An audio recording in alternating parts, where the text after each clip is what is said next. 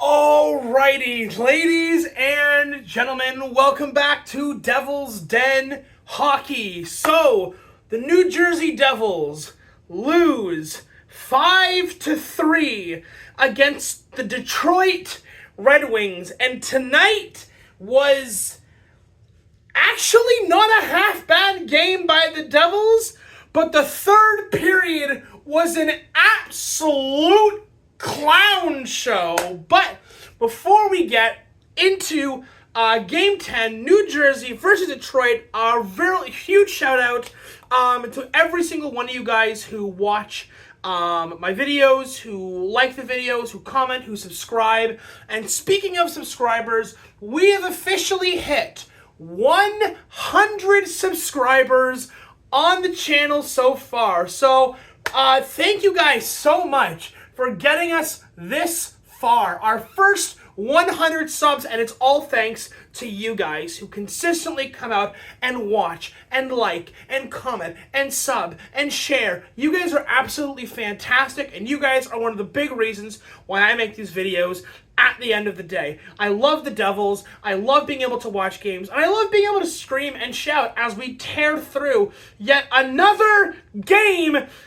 Well, they actually don't play too bad. But again, thank you so much to every single one of you guys who've helped gotten us so far to our first 100 subscribers. So, let's jump into the game. So, New Jersey falls 5-3 in regulation to the Detroit Red Wings. And we're going to go through this period bit by bit by bit, because this game was an absolute clown show in the third period, which we will get to, and even the first period was a little bit off. So, first and foremost, we're going to get it started. I do have some notes, so I'm going to grab those here.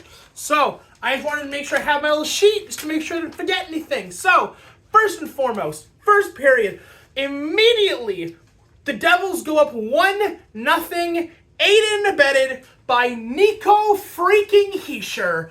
Oh, captain, my freaking captain. His goal is assisted by Jesper Bratt. And I thought, okay, last year, our whole shtick was we give up a goal and then we come back. This year, our shtick seems to be we get the first goal and then immediately lose the lead. And that's exactly what happens. The first period, the Red Wings tie it up. I think it's like 5 to 7 minutes later, they tie the game up. But not to worry, because it only got worse from there. Detroit Red Wings score again in the first period to make it 2-1 hockey going into the first period. I don't know what's up with the Devils this year. We seem to like to score the first goal and then immediately stop playing, and then we give up the goals, and now we have to play from behind. It's almost like delayed pain, because last year we would start out in pain as the other team would score 1-0 and we had to play from behind immediately. This year they give us false hope, they let us score the first goal, and then we give up consecutive ones to make our pain worse. But it's okay. We're moving into the second period of hockey, and almost immediately on the power play, like the first goal, Eric Holla scores to tie it up 2-2 in the second period. Meyer and Luke Hughes gets his first point of the year in his first game of the year. Welcome back, Luke Hughes and Pesci.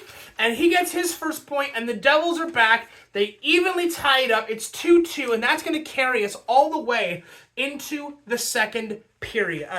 Out of the second period and into the clown show known as the third period of Devils hockey. So, third period, I don't even need my notes for this because I just don't care at this point. Because if the third period doesn't matter, why should I make notes about it? So, third period, the Detroit Red Wings go up 3-2 after one of the worst calls so far this season. Brendan Dillon goes into the boards to play the puck. Detroit Red Wing comes in behind him and boards him into the wall, and his head goes into the boards, and he gets boarded in the numbers from behind. Brendan Dillon gets boarded, stands up after about 5 to 10 seconds, and proceeds to beat the shit out of a Detroit Red Wing, who ended up boarding him. Which, by the way, I know I gave the Devils a lot of grief last game against the Lightning for not stepping up after the Cernak hit on Brett. But this time, Dylan gets up and says, fine, I'll do it myself, and proceeds to pummel this Detroit Red Wing into submission. The refs go over it. Dylan is given a penalty for fighting. The Red Wings guy is given a penalty for fighting. And I go, okay, justice has been served. Except that it wasn't. The Detroit Red Wing, who boards Dylan, gets no penalty for boarding, and instead Dylan gets penalized for roughing on top of the fighting call. Detroit gets the power play after boarding a man, and then proceeds to score on said power play, making it 3-2. Unhinged. I have never seen that kind of call where the guy who gets boarded, where his head goes into the boards, gets penalized for his own hit on his own person, stands up to defend himself, wins the fight, but ends up in the penalty box longer because for some reason, the referees in tonight's game decided to snort an entire bag of the crispest cocaine before the game started. It is easily the most horrendous call that we have seen so far this season, okay? But it doesn't end there. Because as the Devils go down 3-2, who arises from the ashes of that goal like a phoenix's eternal flame to bring the boys back, to revitalize them, to bring our hopes back? It's none other than Nico freaking Hischier again. By the way, for the record, Nico Hischier has 7 goals in 10 games. I'm pretty sure he also has 3 or 4 assists to start the year. This man is getting 10 to 11 points in 10 games. He has the same amount of goals as Nikita freaking Kucherov. Nico Hischier is not coming out of the gates like, he's not coming out of the gates on fire. He's coming out of the gates scorching like a comet. And what do the boys do to immediately repay Hischier for not his first goal, for not just revitalizing, but for his Herculean efforts throughout this entire game? They give up another goal, and it's now 4-3 Red Wings. We proceed to the end of the third period, where we have the empty net. We're on the power play, which, by the way, was fantastic tonight. I believe we went something like 3 for 4 on the power play tonight. Pretty sure every goal we scored tonight was on the power play. Jack Hughes has the puck in the power play, and I don't know what he was doing, if because Halloween's coming around the corner, we decided to dress up like Lane Hudson and kept doing these random cuts back and forth. Jack does nothing. He passes it to I don't even know, and I quite frankly don't care, who turns the puck over. It goes down the other end, and Detroit nets an empty net goal, making it 5-3. Jack goes in for the hit after the goal's been scored, gets sat down, and then proceeds to try to fight the guy. Jack, you had a good game against Tampa, but you did jack shit all game. Take the L and sit your ass on the bench. It is comical to me that Jack decides that now he wants to have an impact on the game after he's done basically nothing all night. I don't know. It's so, like, he literally steps up, makes a hit on a guy after the puck's already gone in, and then he gets his ass sat down, and then proceeds to get up like a chihuahua after it's been, like, spanked a couple times, and, like, tries to fight a guy. Jack, take the L. Walk away. Like, holy... Like, where was this energy when Dylan got boarded? Dylan got boarded and had to stand up for himself. Like... It's actually humorous. It's actually almost funny. Okay? Holy crud.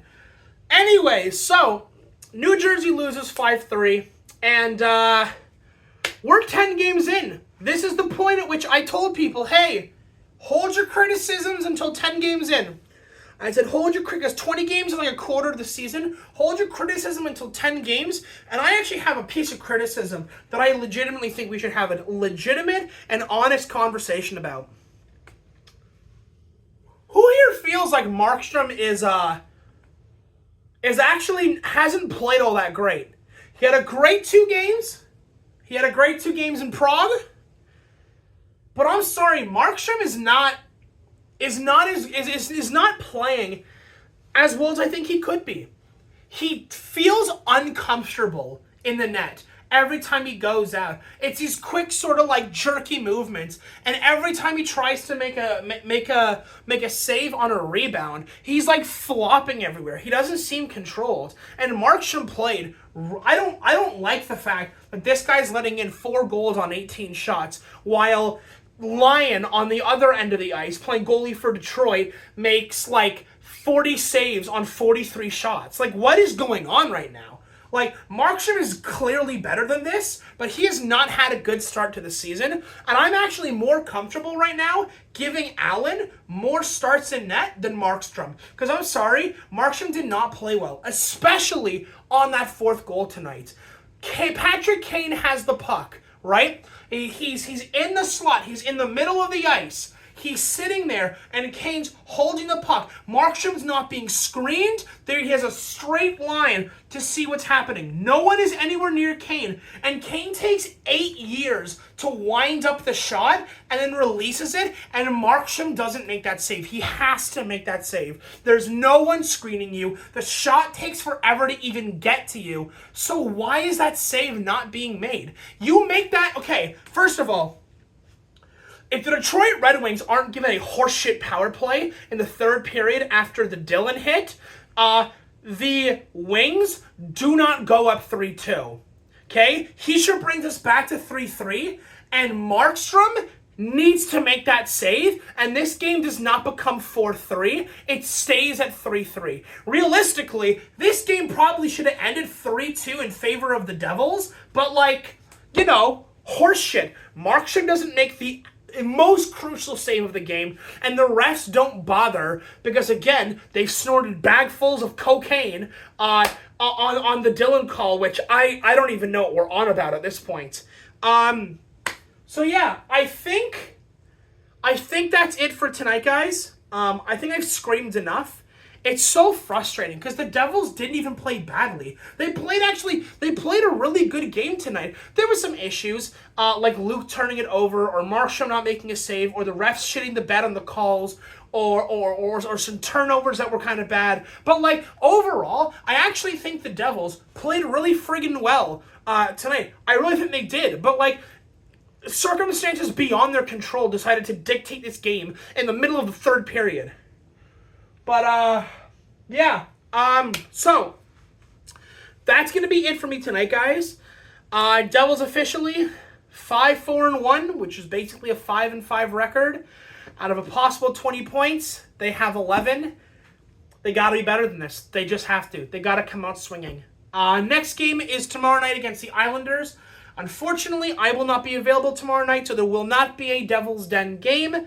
Devil's Den video after tomorrow night's game. On Sunday when we play the Ducks, there definitely will be a video, so stick around for that one, and I will talk to you guys in the next one.